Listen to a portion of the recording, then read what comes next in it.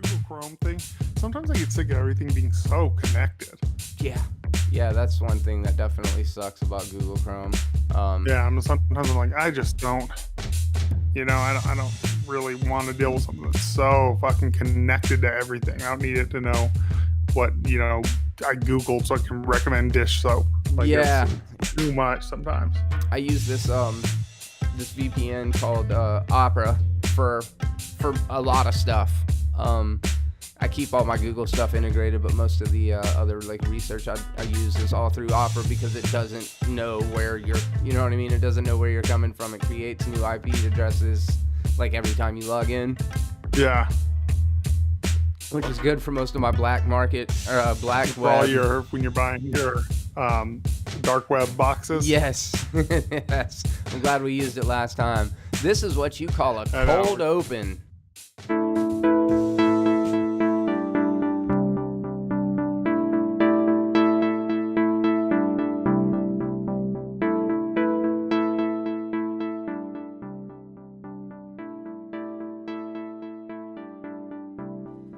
Maybe I'll use some of it. What?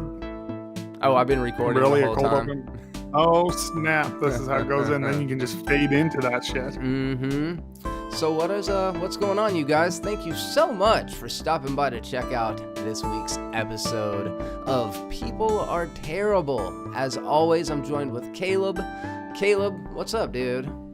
What is up, man? I'm just pulling up all the topics on my phone so we can go ahead and talk about some of the craziness that's going on in the world today. We've got some good news. I just realized ahead of time that I do not have a Florida man story, which is just plain sad. Maybe I can come up with one. Oh, I'm on it right now while you're introducing. Yeah, that's fantastic. So yeah, as always, Caleb has brought a topic. I've brought a topic, and we've got several news headlines that we're going to go over from the week in weird news. I love Caleb's topic this time, and I'm not going to bury the lead and go ahead and spoil it early on, but trust me, it's one you're going to want to stick around for because let's just say I had fun answering this question and probably came up with more examples than you would think. Yeah, I kind of went down the rabbit hole, and then I was like, I got to tone it back. This is going to be a 2-hour conversation. Yeah, good stuff.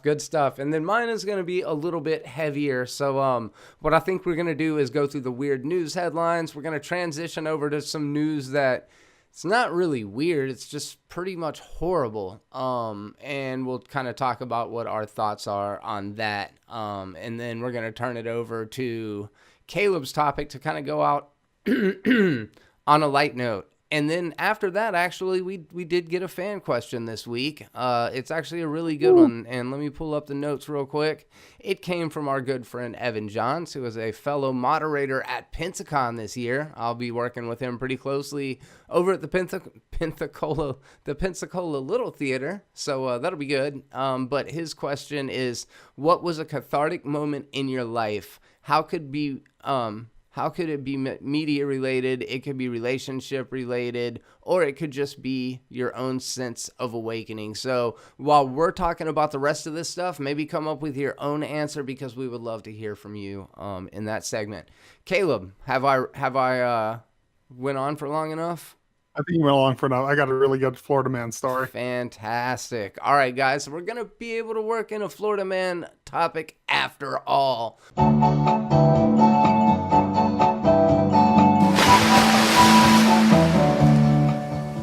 But let's go ahead and kick this thing off with some weird news headlines. This is one that I just found yesterday, and I thought it was really fascinating. Up in like the Carolinas, they still have alligators, which I actually wasn't aware of that. I thought Florida was like the top of the alligator spectrum or whatever. Frozen gators are being found across the country, in particular in the Carolinas. And I didn't know this about them, but they'll go to the bottom of lakes and they'll just stick their snouts above the surface of the water and go ahead and let the water freeze over so that they're still able to breathe, because alligators are reptiles, not fish, so they have to have oxygen to breathe. But they can just survive under there, and then eventually they thaw out and they're fine. Had you heard about this before? I've never seen this. And when you sent me the video, I thought it was going to be like one of those things where I was like, oh, it's going to be like an accident that they got like, we're up there and a cold chill came overnight. I didn't realize this was like an intentional thing, which it makes sense. I mean, I guess, they couldn't just stay under and let it freeze over the whole way or they die. So, but this is just another reason why I think gators are absolutely terrifying dinosaurs and that they should go Yeah. extinct already because this is fucking terrifying. They do. They look like dinosaurs, and the pictures are so crazy because it's just like lakes with these little things sticking out of them, and you would have no inclination to know that was an alligator snout. It's just wild. It's just It almost wild. looks like a tree branch or like a rock coming out the top of the ice is what it looks like. Like where a bird could go to find sanctuary, like just land right on top of the thing and snap. Yeah, man, alligators are absolutely terrifying. I still can't believe there people live in places where these fucking things live. Blows my mind. And they actually don't they have cold blood. So the thing about most reptiles, and I'm sure a lot of you guys knew this, but just quick biology lesson, where a person would get hypothermia in a situation like that. Crocodiles, alligators, all these kind of different reptiles, snakes, anything you can think of, their body temperature will actually adapt to their surroundings, which means that they are able to survive in extremely harsh conditions. So that's pretty cool. I actually had another crap. Where'd it go? I actually had another story about alligators, but I don't know if I did away with it or what. But let's go ahead and move into the next topic. Caleb, what do you got? So speaking of freezing, there is a local man arrested after cosplaying Mr. Freeze and yelling cold weather puns at people. I gotta So say, one of the best headlines ever. this is amazing. So this actually came to me via Twitter. It was into my stream. It got retweeted by @I love John Kimball. She literally I follow her because all she does is post Mr. Freeze puns like 90% of the time. Really, that's great. Yeah. So she retweeted it. So thank you for this. But here's a story. It comes to us from the Sioux Falls Headliner. A local man arrested early Wednesday morning at a Walmart after walking around the parking lot yelling cold weather puns at shoppers. Quote, this is the best quote. Oh no, the next one is quote, he told me he was going to change the stop sign to say freeze. He was dressed up like in some clear plastic that looked like hand painted blue to really get the whole ice look down. He was also trying to talk like Arnold did in that Batman movie. I think it was pretty funny, said one shopper we spoke with. So I love that this would be me. I would think that shit was funny. Like I gotta give credit where credit is due. And if this weirdo takes that much time out of his day to do that, I'm assuming that, maybe there's a YouTube video. Someone had to have been filming this. And it's almost weirder if they weren't, because you should have. It's classic internet, yeah, for sure. And it goes on to say that not all customers were so pleased with his puns. The This man is the told best me part. I needed to cool it on the makeup I was wearing. I took serious offense to that. Who says that to a person? I'm really thinking about suing him, said one woman we spoke to who was actually wearing too much makeup. I love that the article throws shade at her. That They're like, he was right. He was right, bitch. You fucking caked that shit onto your face, Granted, being colored completely blue does not meet the too much makeup criterion. I know. Apparently, we had one person dressed like Freeze and one person dressed like Joker in this parking lot. So apparently, they were fucking going in. So, what did the cops say about this? So here, because people started calling the cops on him because some people were worried about his mental state. I personally think this guy probably has nothing wrong with him. He's probably just thinking it's funny. He probably had a cameraman following him around for a fucking YouTube video. Yeah. And then it says, quote, when we showed up to arrest him, he told my officers they needed to chill. They thought it was pretty funny, but we still brought him in for questioning. Yes. They thought it was pretty funny. I love that. And I then love that. The end of the story is he was actually released after making more cold weather jokes on the way to the department. So apparently he just stayed in character the whole time. I can't believe they arrested him for it. I know. Like, I can see being like, man, go home, this... you're bugging people or whatever, but to arrest this guy over what is obviously a joke, but there are people out there who get really offended by everything. They're And like, so, I know somebody who's allergic to the cold, you insensitive asshole. yeah, like I don't know, like so I don't. I'm assuming you guys have them there, but like any downtown has like obnoxious street performers, like people who do magic, and they'll insult everyone, and they make jokes and they talk shit, and it's funny. Like it's all in good fun. Yeah. I got called. I remember I was downtown here, and there was a guy doing magic, and he said because my beard was longer at the time, he said hipster 300. Which is funny. I wasn't offended. Yeah, that's good. Good. Yeah, I'm like, dude, that's good. And it's just one of those things where um like that's, I mean, granted it was out of business, but that's kind of like what I'm assuming this was, is one of those like weird street performers or someone following with YouTube. But there are those people that you'll be downtown and someone will say something like that and you can tell they're like, oh my god, like they talk that way to me, and they're fucking with you. They're literally trying to get tips, and by being funny.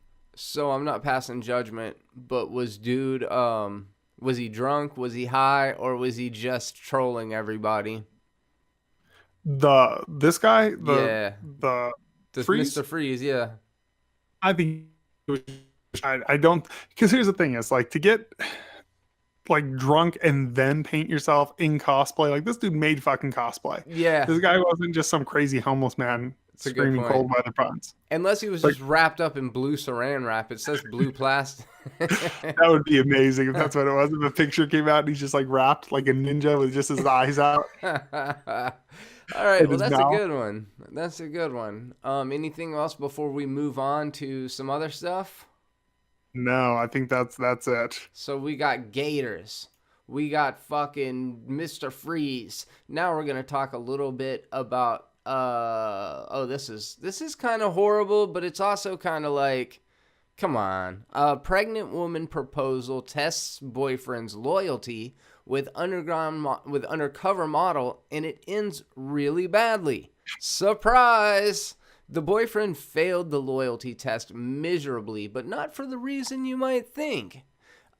Basically there is like a YouTube hidden camera show, which is basically entrapment, and they test men by forcing them to interact with usually fairly attracted girls who are not just fairly attractive, but extremely forward. It's not like these guys are exactly peeping them out. They come and engage them. And what happens in the video, actually, I can go ahead and show the video while, Caleb, you're giving me your thoughts on this entire situation. So I'll pretty much, yeah. So what happens in the video is, the woman walks up to this guy and she's like really being very, very forward. And he, the whole time, is like, no, I have a girlfriend. I'm actually waiting for my girlfriend. I love my girlfriend the whole time. And the girl who's watching is like so proud. She's like, he's so cute. Oh yeah, look at him. He's doing this. And then toward the end of the video, his girlfriend walks up. It is obviously a very different woman than not the girl on the hidden camera show who's sitting there watching all this shit go down, being mortified. At first, she's like, oh, it's so sweet. He keeps talking about me. He's talking about his girlfriend. He's so cute. And then, yeah, like you said, lo and behold, some other chick comes walking in, and then what happens? And then, so he's like, this is my girlfriend. He puts an arm around her, and she goes, are you pregnant? And he's like, yeah, we've been together for 2 years, and we have a baby on the way. And this girl is just crushed the other girl, which it honestly for me was actually hard to watch. Like by the end of it, I was like, oh, this is like making me uncomfortable. I felt actually bad for her because it was hard to watch. It was kind of a video of a girl getting her life ruined. That's exactly what it was. What a fucked up thing. And I'm not gonna lie, that girl was not exceptionally attractive. The not the girlfriend, she was all right, but this mole model that they put in there, she seems obviously like a like a YouTube model, like not a professional model. She's beautiful, don't get me wrong. She's pretty, yeah. But the point is that like he had a good thing going on at home. I have no idea how this girl was able to go 2 years not knowing that her man was fucking going behind her back and stuff. But some people don't date as seriously as others. So maybe for that whole 2 year period, they just have like a like a casual dating relationship. I'm not real sure. It almost made it seem like the girl, the blonde girl, the one who actually, is the one who set up the sting. It almost seems like she's kind of the girl on the side from the way the story went. It Yeah. certainly does. Like, she's the side chick, and she's completely devastated that there's another side chick. Yeah, it's like he's been with that girl. I don't know how long the other couple's been around, but he's been with her 2 years and she's pregnant. Now, from what, so was the way the headline was worded, are both of them pregnant? I'm curious. Because the headline says, let me get back in here. The headline says something like pregnant. Let me get back in here. The headline is Yeah, no, the pregnant girlfriend, if I'm not mistaken, is the one that meets the model in the restaurant. Now, I'm not sure that the yes, other one is pregnant. because the headline says pregnant woman proposal tests boyfriend's loyalty. Oh, that's a So little misleading. yeah, so because how that all started was she found him ring shopping online, and she was like, "Oh, he's going to propose. I want to see if he's the type of guy who will cheat on me when he does propose." I don't know from the video clip. I'm assuming the ring was not for her. Is what I'm assuming. I'm assuming it's for the girl with the baby on the way. Oh, of course. Of Yeah, course. So, I mean, what do you think, man? Is the girl that he was proposing to gonna say yes, or is she gonna be like, "What the fuck? You had this other side chick"? they well apparently they broke up. Oh, So good for her. Good for yeah, her. good for her because I'm like, this is a scumbag. Just to like for 2 years, that always reminds me of those people who like literally have like another wife, and It's they're fucking married to two crazy. people. Yeah, man. What's the matter with people? And honestly, I mean, that just sounds exhausting too. Yeah, I always tell people I would never cheat. I have my hands full disappointing Yeah, one woman. exactly. You're like, I don't know, man. That sounds like a nightmare. Uh, no, it was funny because me and my wife actually had this conversation because there was this very attractive woman who was like talking to me, and one of my friends, he's like, because he's in an open relationship with his boyfriend, so he was Okay. like, yeah, he's like, you should just go for it. Why not? And I'm like, because I'm married and I'm happily married, and like he couldn't wrap his brain around the concept of like, what? You don't want to because that girl's attractive. I'm like, I get the woman's attractive. I have eyes, but that just sounds like a nightmare waiting to happen. And I got like a perfect thing at home. Why am I going to fuck that up? Yeah, man, because no, it might sound cool in theory, but it's gonna fuck shit up for most people. Like, how do you move past something like that? You know what I'm saying? Dude, I am, yeah, no. That whole, anytime I see like, or the people like sister wives and that shit, I'm like, I don't get it, dude. That sounds like No. a nightmare. It seems like it'd be some Game of Thrones shit too, where they're all like vying for power, trying to get Oh, as close to the 100%. motherfucker as possible. Yeah, they're like, he's sleeping in my room tonight. I'm like, that's fucking weird. So, every once in a while we have to point to a story that really kind of highlights different cultures, different things going on in different parts of the world, and I think that's an important part of the insight that we bring to you guys. Well, this next story is from China, and it involves a 12-year-old boy. And don't get me wrong, 12-year-old boys known to do some pretty strange stuff. But this kid lodged 39 magnetic balls into his penis. And these balls, I was trying to do some research to figure out how big they are. I think they're slightly bigger than BBs, and they're all magnetic, so you can make chains out of them or cubes out of them. They're sort of Legos, for lack of a better word. But Caleb, did you see this picture? Yes. Oh my God. This is terrifying. This x-ray where you see it and it's like up in a U shape. So it looks like they're like side by side. Yeah, they're So doubled up in there. yeah. So my thing is like you said, we both been 12-year boys. You do some dumb shit, but I've never stuck anything up there. Like that No. is a clear no thing, where like you just don't want to do it. Apparently, he had to have surgery to get them removed. The biggest thing I ever did weird when I was a kid is like stick my wiener in front of a fucking the jets on a hot tub. But that's I've a never little done that. different. What? No. Man, you have not lived until you've stuck your wiener onto the jet of a fucking hot tub. Do you know what my favorite part of this story is? Did you see the doctor's name who did the surgery? No. Dr. Wang. No. Yes. The Damn. guy, the guy's name who operated on this kid's Wang is Dr. Wang. I don't know why that makes me so happy. Can we go back to the conversation about me sticking my... No, I kind of was at my limit of that, weird masturbation story. All A little bit right, over it. that's fine. If you guys So want to hear more, I'll make a separate video for it. Be looking at my thread on Twitter about my weirdest masturbation stories. So he says he stuck it up there for curiosity, which is a 12-year-old kid. Curiosity is a 6-year-old kid. Alibi.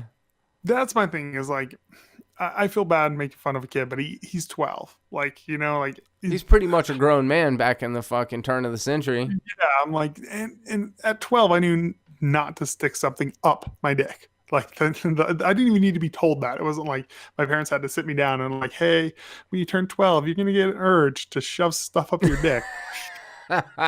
So they did ended up going and conducting a minimal invasive surgery to extract the balls. Do you know how that went?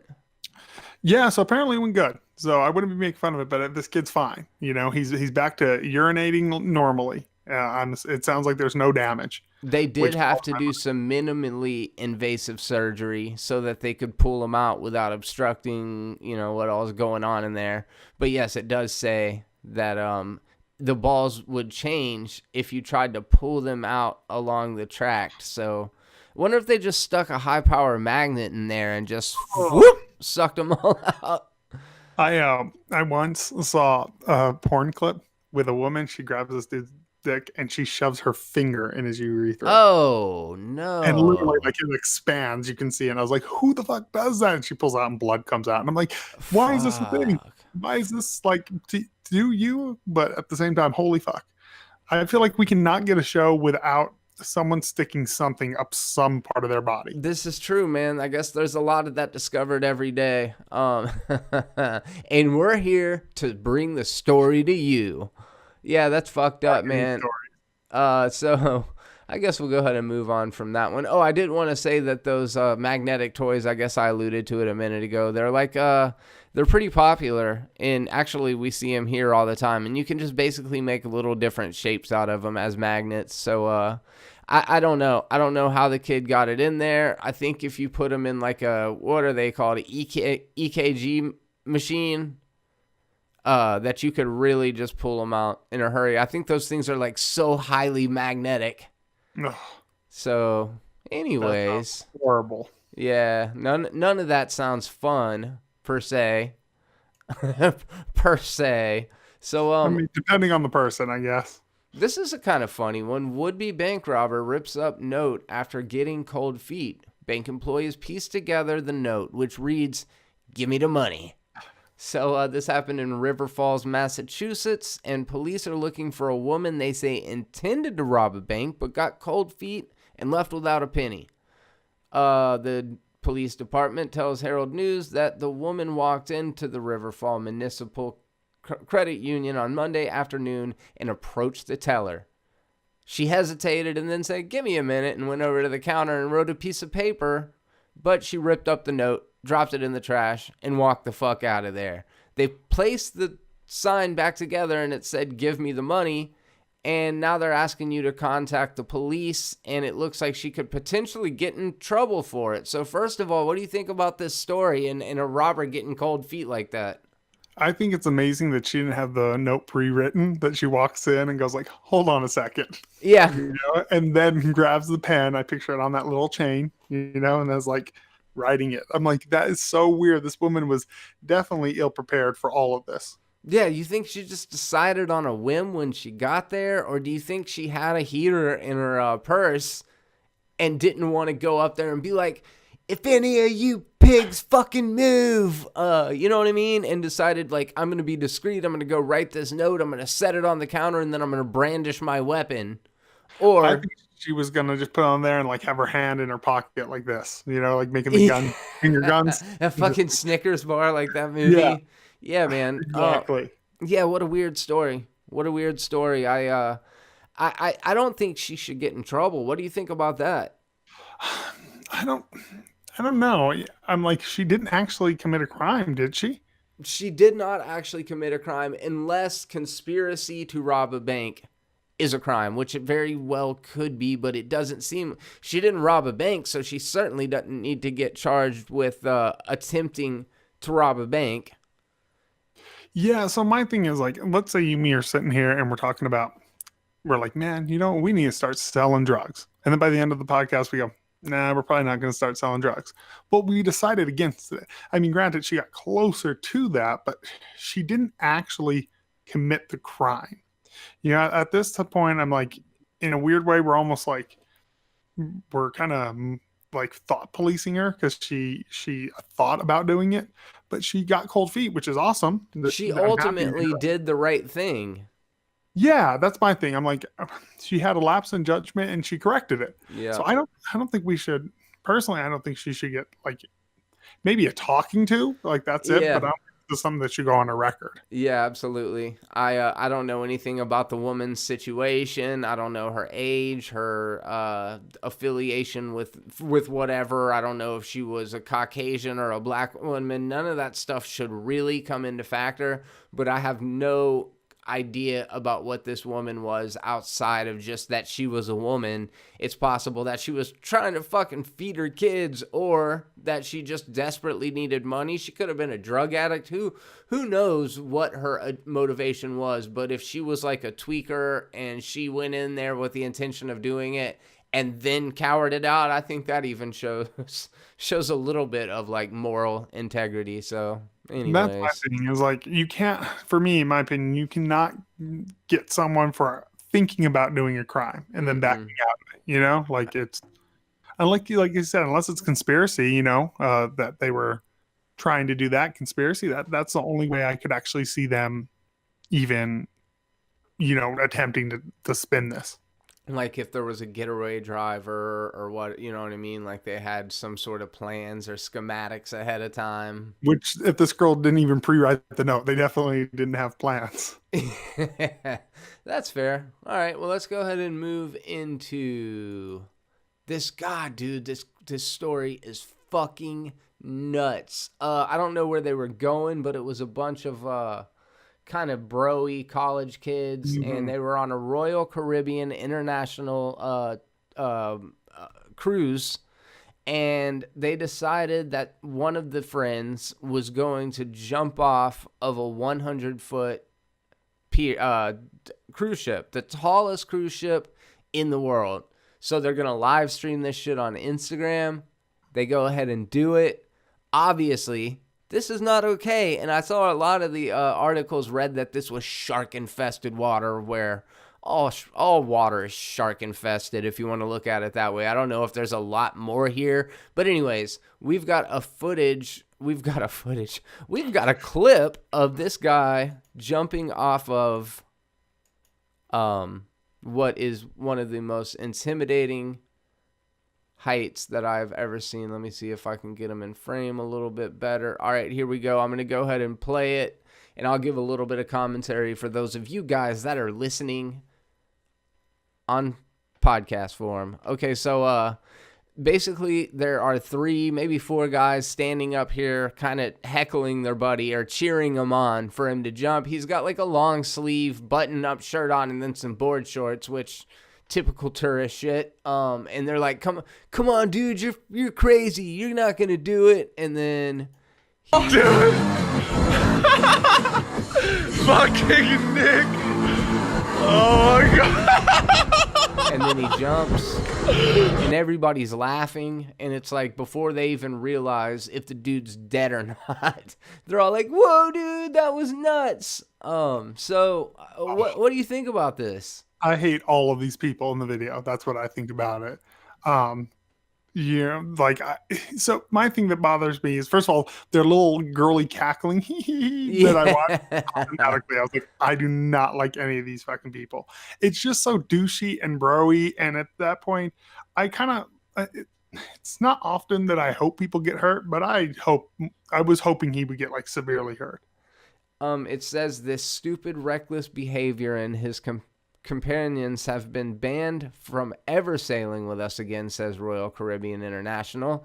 We're exploring legal actions against them. This video posted the same day of a teenager fell to his death after climbing onto the balcony of another Royal Caribbean. So it was the same day that a teenager fell to his death after trying to climb from one balcony to another on the... I didn't hear about that on the Harmony ship. So that just makes it even more sensitive. Now, don't get me wrong. Part of me wants to say this is kind of rad because I like videos of parkour. I like seeing people perform stunts. I loved like CKY back in the day and even Jackass. So I have an appreciation for stunt daredevils or whatever, but like this just perpetuates stupidity. These guys were not trained professionals. They weren't people that have a lifetime of doing this, as far as I know. So it makes it extra egregious. And then he had to come out and make a follow-up statement where he basically said, like, don't try this at home. Honestly, do try it at home. If you're the fucking type of person who does it, you know, want things to go ahead and jump off something fucking 11 stories up. Do it. So I have a tragic story about a guy that I know that jumped off of the Pensacola Beach Pier. It's nowhere near this height. I want to say it's maybe 30 yards, maybe a little lower than that. And people have always jumped off of it. Surfers will jump off into the fucking farthest break out there so that they don't have to paddle out every time. And there's a lot of times that I've seen people use them over the years. People do some pretty dangerous stuff surfing. But there was one particular guy who was out there drinking one day. He was not surfing, and he decided that he was going to dive off the end of the pier. The tide was out that particular day, and he just smashed right into the fucking bottom and broke his neck and died within days. They had this huge benefit for him because everybody on the beach knew him, but he was drunk, and I think he was drunk, and it was just a momentary lapse of judgment, and it costed the dude the rest of his life, you know? That's the thing is, like, you know, all this stuff is dangerous. People don't think about, because of stuff like Jackass and CKY and all those, people think it's all just entertainment. No, like, people die all the time for very, very, very dumb stuff. Planking or fucking getting selfies close to dangerous animals, all that shit. Have you actually heard about that before? Yeah, about people dying from selfies? Yeah. All the time. Or like by a train, people are like getting a selfie and they back into a train or something like that. Like, you hear it all the time because people are in this weird social media age where they think that nothing, I think because of these little, because of these little screens in our hands, that there's that disconnect between that and reality, because something about the screen does the same thing that movies do, where there's a disconnect between reality. And I think because of social media, it's all about like getting cool pictures and, that's not really going to happen. But people die every day for really random things. I'm not even talking like, stupid things. I'm talking on their way to work, walking across a crosswalk. Like, life's kind of dangerous without throwing yourself in unneeded dangerous situations. Oh yeah, I couldn't agree more. It's like, I know this has nothing to do with it, but I was watching this movie. I've never seen it before. All the Boys Love Mandy Lane. It's got Amber Heard in it. It's one of her first movies. I don't think it's going to be really good, but there's a particular scene at the beginning where two guys are drunk and they're standing on the roof of a house. It's a pool party. There's a pool obviously a couple yards away, and typically, it would be an extremely difficult jump. And both of the guys are drunk, and it's almost like one of the guys manipulates the other into impressing people by jumping off into the pool, and he fucking splatters right at the edge of the pool. And it's just like everybody at the party's like, "Oh my God, what happened?" And then when I was in high school, I saw somebody do this. I didn't see it. I'm sorry. That's a lie. I heard stories of a guy that the bar was on the third floor of the Holiday Inn at the time. And then there was a swimming pool 3 stories down and about maybe a 15-foot jump. So I guess he thought the height would allow him to compensate, and he just splattered on the concrete right in front of the swimming pool. So that kind of stupid shit happens, and typically alcohol isn't involved. What's funny is this guy said he was drinking the night before and he was still feeling the effects, in which I reply, "You fucking amateur." Yeah, I was like, yeah, this is, yeah. I've woken up drunk before, and I've never jumped off anything. Yeah. Yeah. So, anyways, I think that's more of a public service announcement than anything. Don't go jumping off things that are 100 foot tall in the shark infested water. It would have been cool if you landed on a shark and rode that motherfucker like a. Or if it just opened up like Jaws and he just went straight in the mouth. Yeah, that'd be pretty good too. Everybody'd be like, "Oh fuck, what That'd did be I pretty just good. see?" So we got a Florida man story next. Oh, good, bring it. Ooh, I'm very excited because we got always it. So this comes via Miami Herald. It actually was uploaded January 29th, so Oh, fairly good, new. current. Um, this Florida man stole laxatives because he thought they were opioids. Oh, that So sounds about Florida. Peter Hans Emery stole laxatives from a home in Pinellas County, Florida, thinking he was stealing opioids, police say. The 56-year-old man told the police he realized the pills were, quote, something else.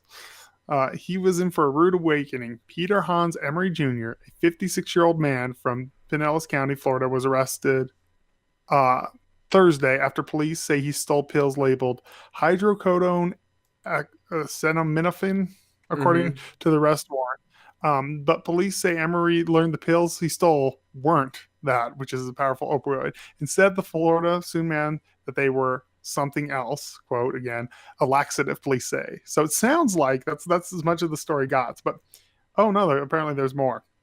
So there's a video of it. Oh my God, I did not realize that. So James Ream, who lived in Emery, told WFLA that he bought a camera and switched the laxatives and opioids.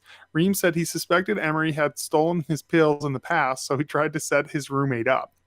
And then Ream says his fears about this roommate were proven true. I quote, I couldn't believe how quick he got in. He just basically, from the video, he just walked in. He had the code and he was in. The arrest warrant says a home video camera captured Emery opening up a locked box in a home and swiping 2 pills from the mislabeled box. Emery is seen putting 2 pills in his hand, police say, and then leaving with them on Thursday morning. As police interviewed him, Emery admitted to stealing the pills and throwing them away when he learned it wasn't an opioid. I was disappointed. I thought he took the pills. So tell me again real quick, how did he misidentify them? Somebody sold him 2 pills. His roommate apparently has actual prescriptions for these. Okay. And so he replaced them with laxatives. Knowing that he was stealing them? Yeah, so he set up a camera because he thought this guy was stealing them. Wow. And so he left them, and then the guy actually took them because of that. I wish he would, but it sounds like he looked at them and threw them away because apparently he's been stealing them for a while. I was hoping that he actually took them. And yeah, that'd be way better. Much better story. He knew what they were. Just, when he looked at him, he was like, these aren't what I thought they were, and probably researched it and was like, oh, I don't need laxatives. People will search your medicine cabinet. I want to hear that. I want to say that 85% of the people that you let into your house and into your bathroom will open your medicine cabinet, which is fucking insane. I don't know if it's that they want to see what kind of problems that you have, or if they're curious if they can find their own favorite cocktail. I'd imagine it's a little bit of both. I honest to God have never searched anyone's medicine cabinet. It's one of those things that's never even crossed my mind to do. Yeah, I haven't either. Like, it's a weird thing to do. It's a weird fucking nosy thing, to do, because if my friend has something health-wise going on, or someone that I work with, if they don't choose to divulge that to me, then guess what? It's not my business. Yes. And I don't care to know. Like, respect someone's fucking privacy, people. I'm telling you right now, if you're the type of person who searches your friends or coworkers or whatever's medicine cabinet, you're a complete asshole. I don't care. That's so 85% of people, you're kind of an ass. So what if I search their underwear drawer? Is that the same thing? Normal. Okay. Okay. And you just rub it on you like what's his name from the Disaster Artist, The Room, where he's like rubbing it. Tommy was so. That's what he's I like do. Sniffing it. Try. All right. That's the way to properly search someone's underwear cabinet. Well, I'm just glad to know that happened in Florida. Yeah, it wasn't the best Florida, but it was last minute Florida. So No, it works. I know. It was like you brought the Florida to the podcast, and that's what's most important. Well, we can come up with some good ones again next week. I got a kick out of going over all of those fucking crazy Florida headlines on the last podcast. Oh, the Florida man stories are always the best for the weird news. They really are. And it's like we could just do a weird news story, but there's so many other channels that do it that I really like the fact that we have these discussions. Me too. They're my favorite Afterwards. part, honestly. Okay, good. So let's go ahead and kick things off with yours. With my topic? No, wait. No. That's not the way we decided to do it. So I mean, that I'm we'll fine start. doing it. We'll start with my shitty one, and then we'll end on your fun one.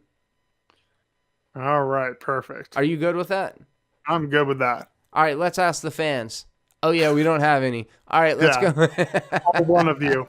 All right, so this is a fucked up story. There's no real good way to transition into it. It kind of falls into the weird news category, but we just didn't want to make light of something that is a pretty serious social issue and a social topic. But basically, a couple days ago, we found out that a game of Russian roulette among several police officers ended up, I say several, there were 3 police officers involved. 2 were off duty, 1 was on duty, and they were all hanging out at the apartment of one of these law enforcement officers, and for some reason, they decided that they were going to play a game of Russian roulette. So they emptied all of the bullets out of the chamber, out of a revolver, I suppose, and they put 1 bullet in it, they spun it, pointed at the first person, pulled the trigger. Nothing happens. Pass the gun along, that person pulls the gun, and at one point, I think the on-duty officer, and I'm not exactly sure, I think the on-duty officer said, fuck this, I don't want any part of this, and got up to walk away, and before he left the place, he heard that gunshot go off. So this happened in St. Louis. An international police misconduct report obtained by CBS St. Louis affiliate KMOV-TV. A police lieutenant alleges that both Officer Nathaniel Hendren and his partner consumed alcoholic beverage while on duty the night of Officer Caitlin Alex was shot. God damn, let me try this from the top. St. Louis, an internal police misconduct report obtained by CBS St. Louis affiliate KMOV-TV. A police lieutenant alleges that both Officer Nathaniel Hendren and his partner consumed alcoholic beverages while on duty the night Officer Caitlin Alex was shot and killed by Hendren during a game of Russian roulette. So I could go on into more details. We'll kind of touch on more of it as we go. When you heard this story, what were your first thoughts about it? So first of all, I had a couple. It was mixed emotions. So first of all, and this is one of those natural selection things that's going to make me sound kind of like a douche. But if you're playing Russian roulette, like fuck you. You know, like I have no pity for you shooting yourself. 100%, dude. But go ahead, please. But on top of that, the other part that's terrifying is like these are supposed to be people who like, you know, protect and serve us. And they're supposed to, I understand that they're people, but like you're on duty. And me as a guy who just has 2 brain cells, I've like, I don't bring out guns when I'm drinking. Like that's like any person who understands guns, you should know this. Like you start drinking, guns are not around, you know, like you just don't do it. Like I've been at parties where, you know, my friend pulled out his gun and put it on the table while we're drinking and this. And I'm like, no, dude, go put that somewhere, you know, or go put it in your car or whatever, because we're not going to be drinking while you're sitting here, or go put it in wherever, lock it up.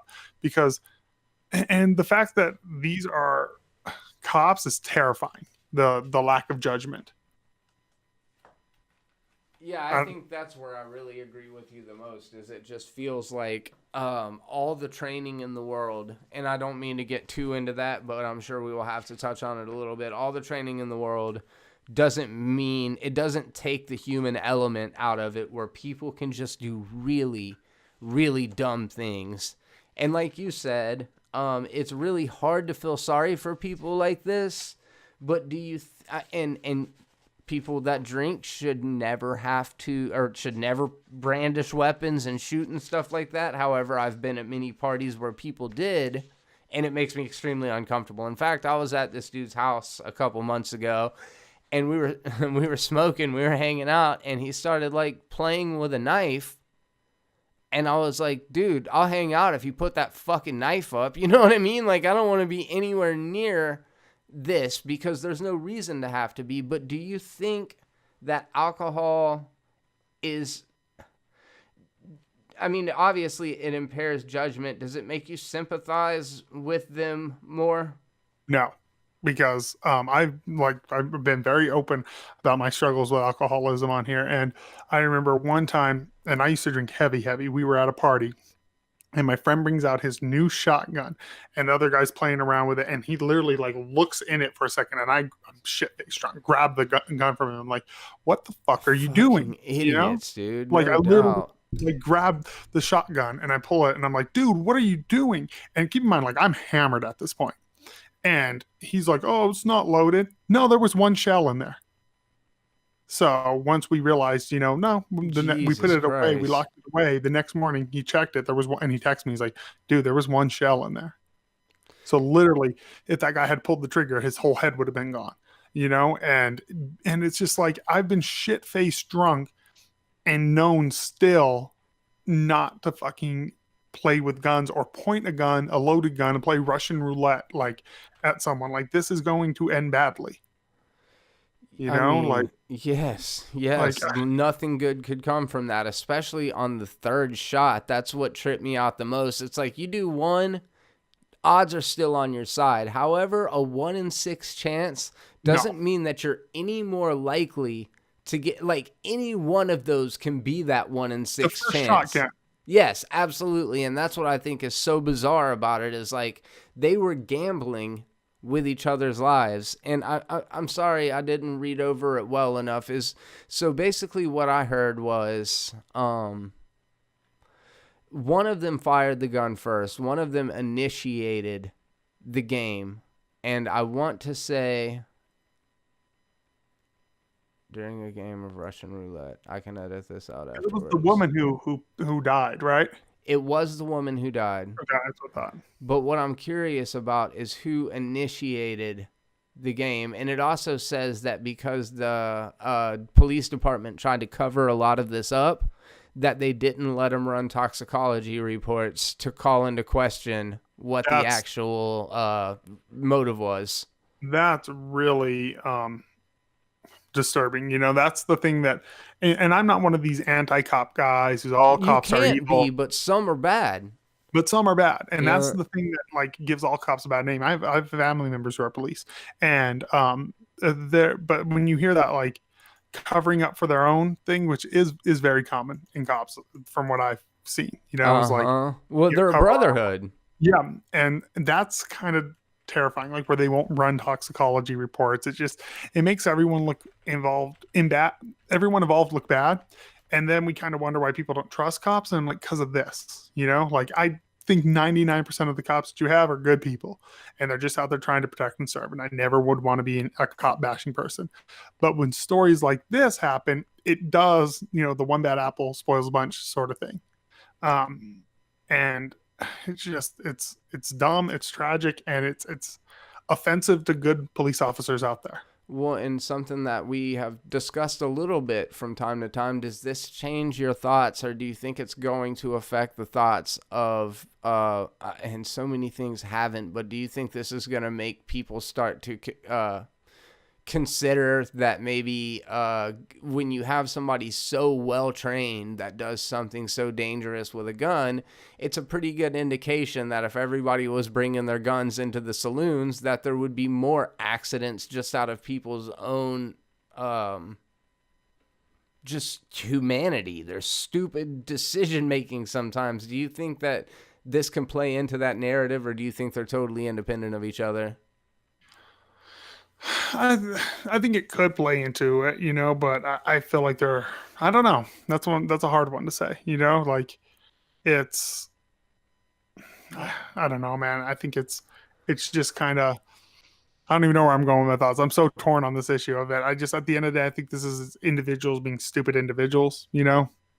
But I don't know, man.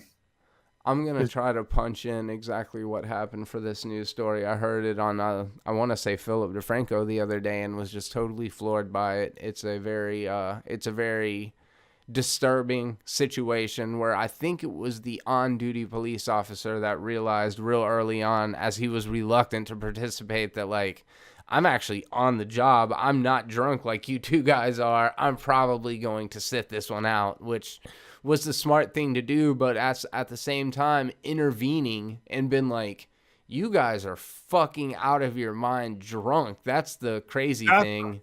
Yeah, you would assume that like he would have died like because was fairly sober from the sounds of it. I mean, he shouldn't have been drinking at all, but sounds like he had like a sip or two of beer. Yeah, I literally shit-faced drunk intervened with my friend with a shotgun. A trained professional can't intervene. You know? Yeah. Like, yeah. It's a little bit weird. 100%. I agree. All right, well, let's move away from the heavy and into the amazing. And what's funny about this, guys, a little shameless self-promotion, is that I'm actually going to be hosting 11 panels at Pensacon this year. I'm going to be a very busy boy. I'm going to be spending most of the time at the Pensacola Little Theater so that I can host the Pensacola Short Film Festival, which this year has been split into many events, all based on the genre that they're going to be in. So maybe you like documentaries, but you don't like horror films. Or maybe you like horror films, but you don't like superhero movies. You get to make your choice. Come and check it out. They're all at the Pensacola Little Theater Ballroom. We'd love to see you guys. There's actually going to be a lot of filmmakers in attendance this year. And something that I'm even a little more excited about than that is that I'm going to have the opportunity to be hosting a panel with the creators, the producers, and the writers of the 1993 iconic X-Men animated series, the one with the best soundtrack or score for the opening sequence of any movie ever. This is one that I loved growing up as a kid, so I'm really looking forward to this. Hopefully, if you guys are in the area and you listen to this podcast, come by and say what's up. I'd love to talk some movies with you. And yeah, that pretty much covers that part. I did just want to let you guys know really quick before we jumped into this, because we're going to continue the conversation about comic books, and we're not going to do it in the way that you might be thinking of. Caleb, what do you got for us today? So I was kind of burnt on politics and news just because of how fucked up everything always seems to be. So I was like, what can I talk about? And I decided, if you were able to have a threesome with two comic book characters, who would you choose? Real important stuff. This is one of my favorites because this is where we exist in a place where like you can't take it seriously. Even though I might have taken it a little too seriously, I was like, man, which two comic characters would I have a threesome with? And I don't know that I have the most original answers, but I did come up with 74 different. No, I'm just kidding. Yeah, I went through all of them. Yeah, every different combination of male, female, male, male, female, female, male, female, monkey, just everything you could think of. I did that. And I'm like, Demon Bear shows up on my list. No. You're just like, we're just going all the way to bestiality right off the bat. Yeah, fuck it. Why not? Why not? Beauty and the Beast, dude. You know what I mean? I'm saying. Okay, so let's go ahead and talk about it. Caleb, as you said, it's which two comic book characters would you have a threesome with? You want me to start, or you want me to start? No, I want you to start now that you got fucking Man Bear Pig on your shit. All right, so this instantly is where my head went. And for many of you kind of like metal horror comic fans from the early 90s and even the 80s. I already know what you're going to say. Vampirella and Lady Death, right? Oh, I thought you were going somewhere else. I thought you were going to go throw a Witchblade in there. Oh, good choices also. But yeah, so Lady Death and Vampirella are two characters that have definitely featured alongside each other over the years.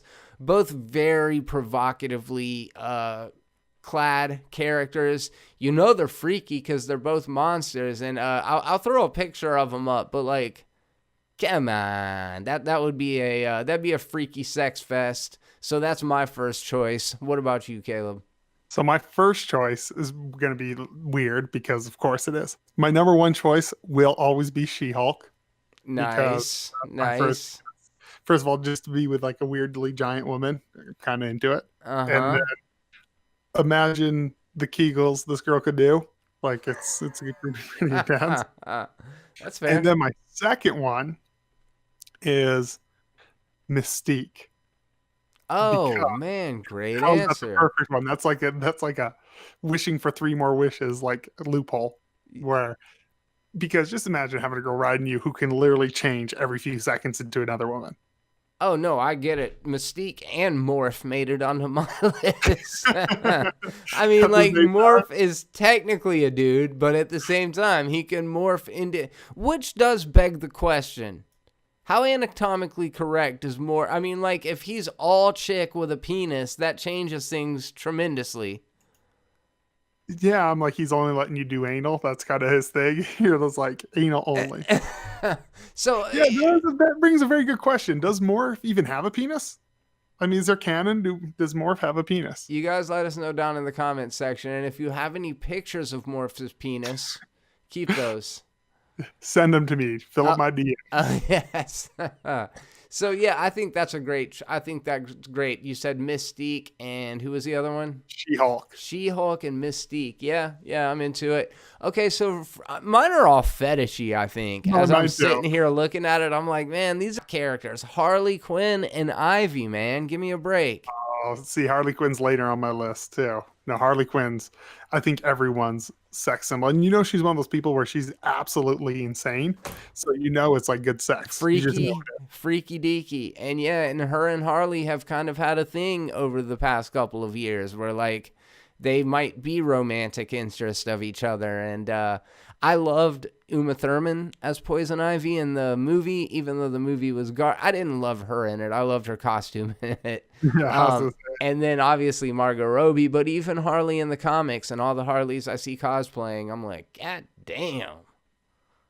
Yeah, that's the thing is like that's one of those like go-to people that is like instant like top 10 sexualized comic book characters is Harley Quinn. Yeah, It's 100%. 100%. for me, my next one is gonna be very fetishy. It's gonna be Squirrel Girl from, and then it's gonna be Tigra from Marvel Comics. Wait, That's Tigra is motherfucking from Thundercats. is she in that too? Well, that's what. So Tigra is also a Marvel character.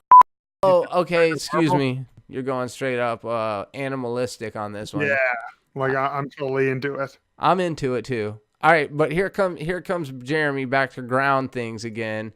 With Zatanna and Catwoman.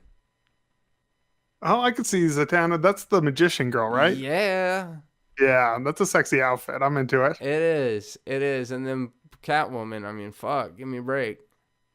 Yeah, so Catwoman, I think, is another one of those super sexualized characters that everyone loves. Super, yes. And specifically for me, it was Michelle Pfeiffer in Batman Returns that got me like, good Lord.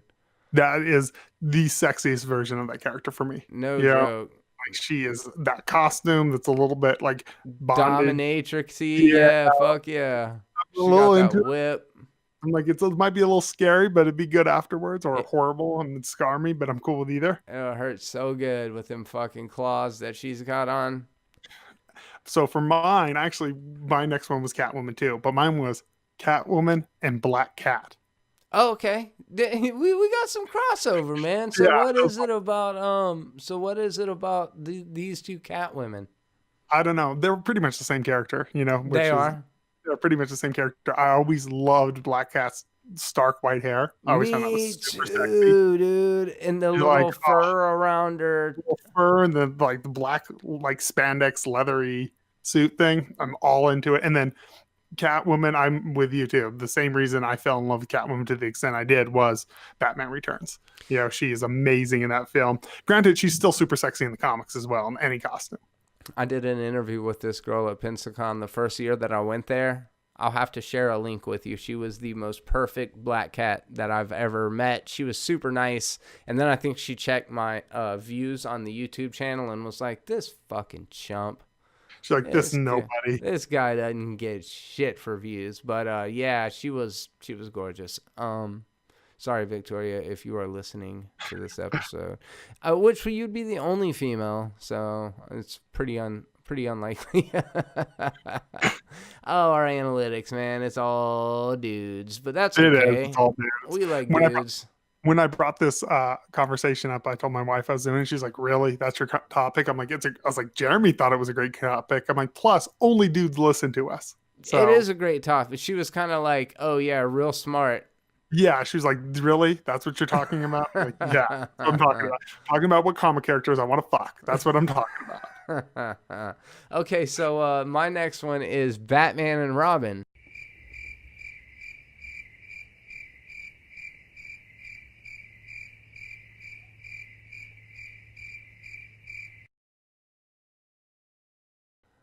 Are you doing Girl Robin? Like No. Just straight up old school Batman, like mentor, mentee, and then just me in the middle for no reason. Grayson turns into Nightwing Robin? And that's the reason why, as a matter of fact. After he realizes that I probably gave him those unwanted advances because he wore a skirt and he's a dude. And then the Batman thing, it's like creepy. You know what I mean? Like Batman looks at Robin like a son. So it would be a very uncomfortable situation for both of them. And that in itself seems fun. You're like, that just turns me on knowing the father-son vibe.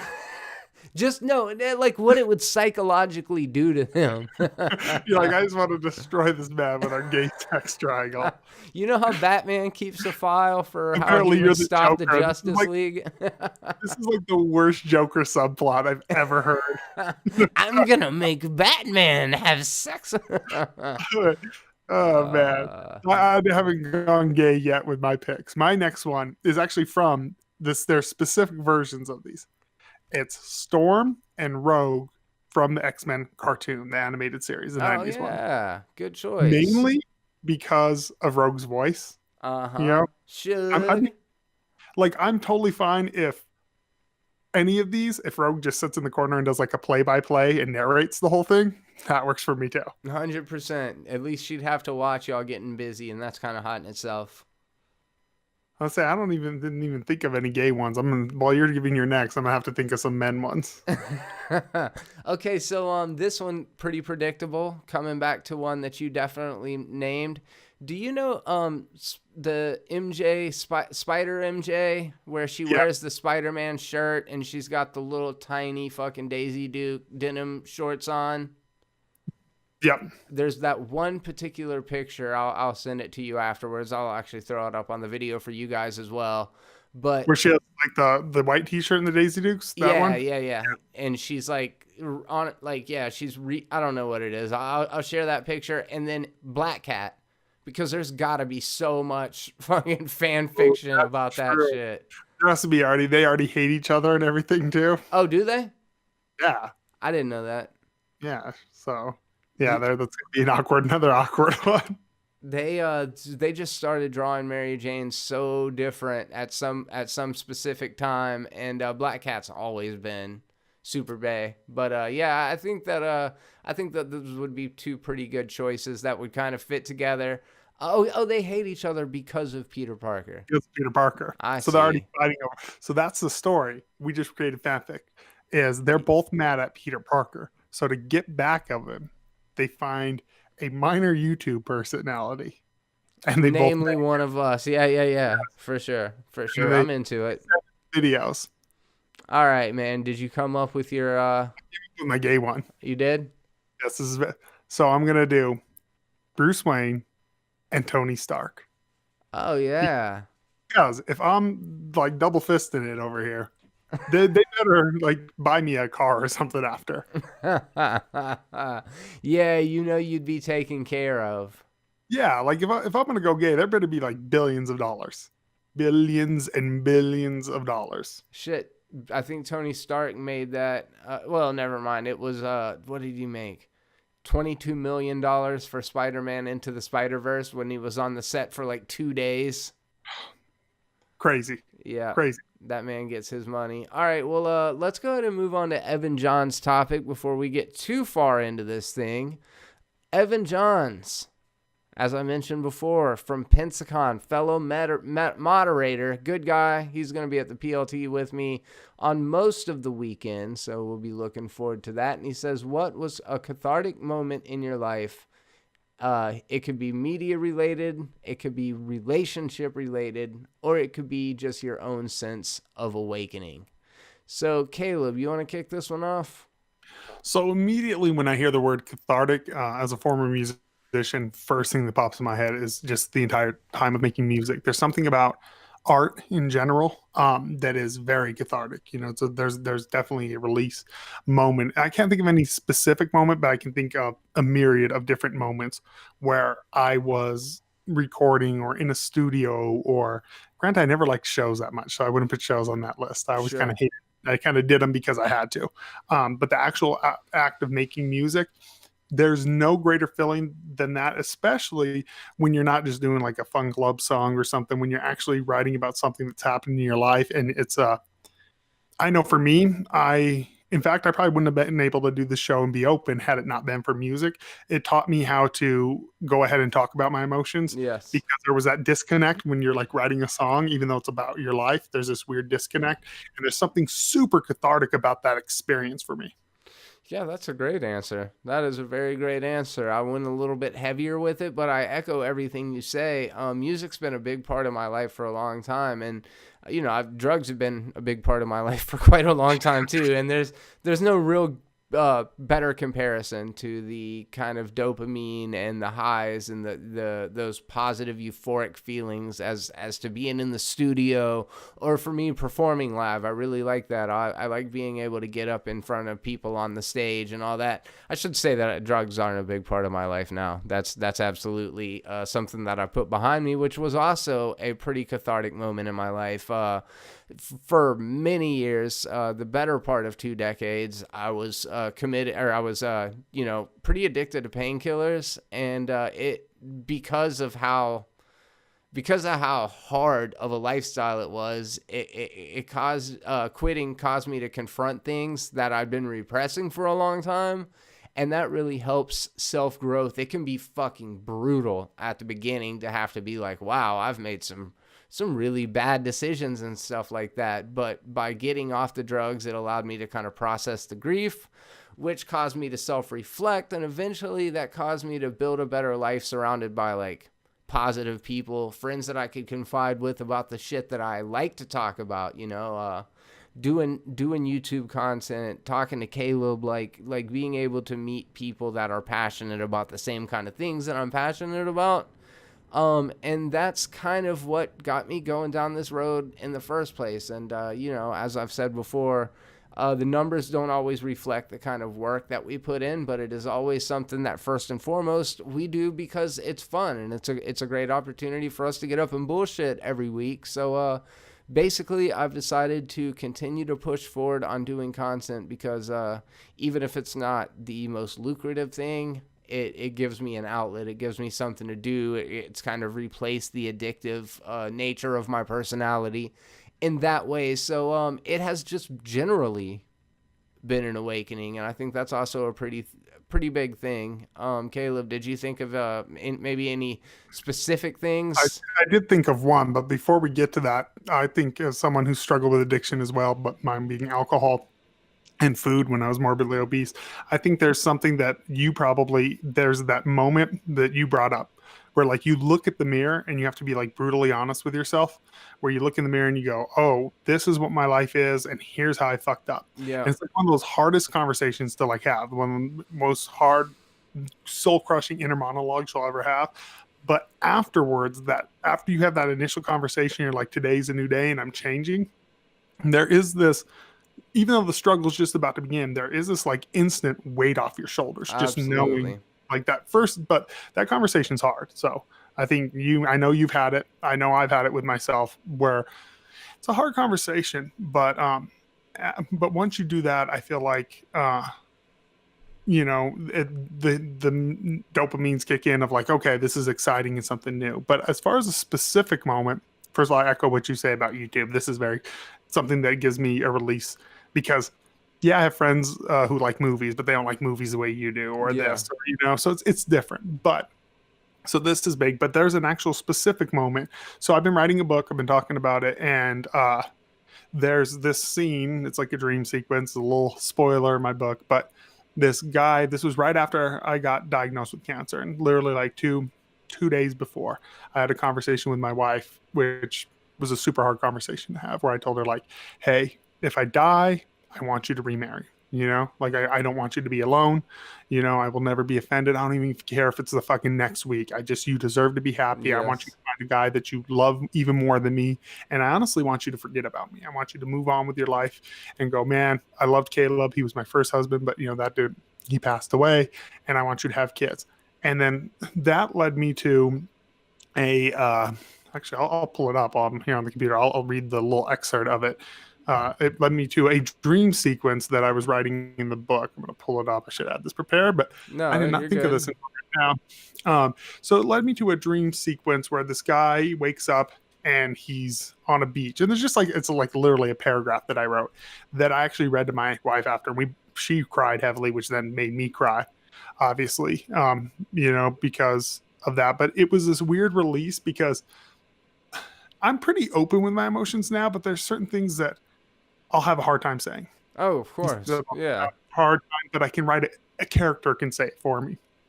So because of that, it was a very, thought about a very release moment.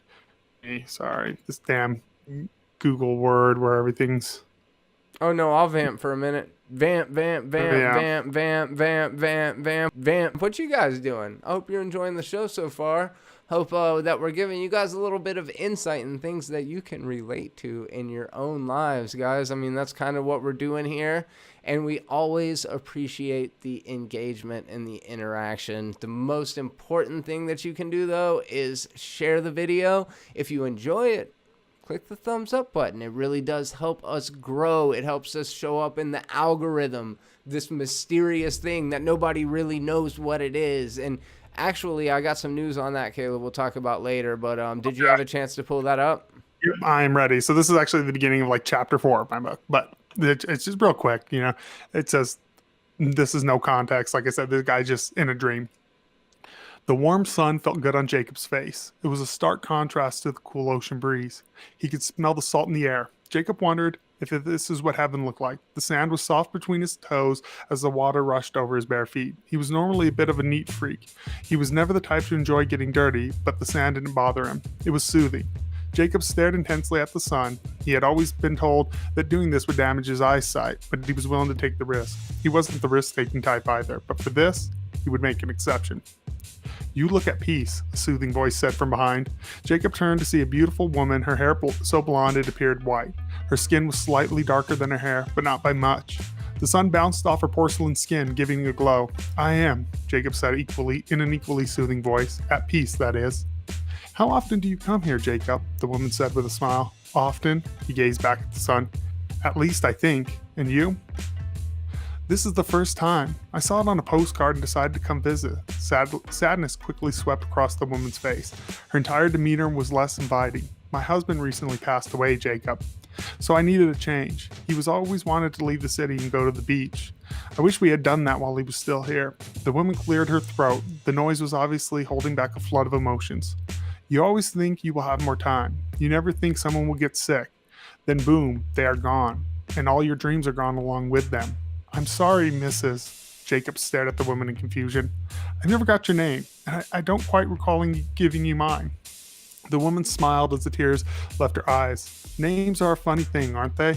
The power of the word changes depending on who says it. I used to get scared when my dad would scream it. It nearly made me hate my name, and yet, she cleared her throat once more. When my husband spoke my name, it filled me with joy. It sounded different when it left his lips. The woman stared at her feet. She rubbed her hands together and grasped her face.